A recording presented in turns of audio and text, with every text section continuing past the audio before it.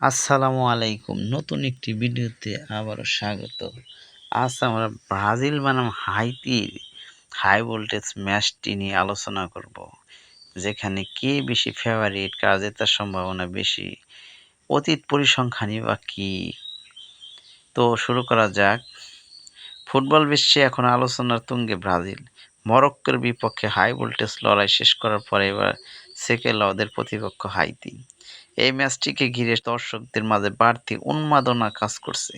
কারণ এই ম্যাচ দিয়েই ইনজুরি কাটিয়ে মাঠে ফিরতে পারেন ব্রাজিলের প্রাণভোমরা নেইমার জুনিয়র। পরিসংখ্যানের বিচারে হাইতির চেয়ে বহুগুণ এগিয়ে রয়েছে ৫ বারের বিশ্ব চ্যাম্পিয়ন ব্রাজিল। আন্তর্জাতিক ফুটবলে এখন পর্যন্ত এই দুই দল ৩ বার মুখোমুখি হয়েছে, যার প্রতিটিতেই জয় পেয়েছে ব্রাজিল। গোল ব্যবধান: ৩ ম্যাচে ব্রাজিল হাইতির জালে বল পাঠিয়েছে মোট ১৭ বার, বিপরীতে হাইতি গোল করতে পেরেছে মাত্র একটি। অতীতের ফলাফল: ১৯৭৪ সালে প্রথম দেখায় ব্রাজিল ৪-০ গোলে জয় পায়। ২০০৪ সালে প্রীতি ম্যাচে তারা ৬-০ গোলে হাইতিকে উড়িয়ে দেয়। সর্বশেষ ২০১২ সালে কোপা আমেরিকার ম্যাচে হাইতিকে ৭-১ গোলে পরাজিত করেছিল সেকেলাওরা। ম্যাচ শুরুর আগে জয়-পরাজয় সমীকরণ নিয়ে কাজ করেছে সুপার কম্পিউটার।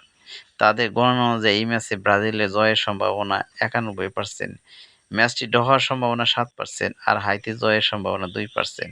ব্রাজিল ও হাইতির মধ্যকার এই রোমাঞ্চকর লড়াইটি অনুষ্ঠিত হবে আগামী ২০ জুন শনিবার সকাল ৬টা ৩০ মিনিটে। ধন্যবাদ সবাইকে ভিডিওটি দেখার জন্য।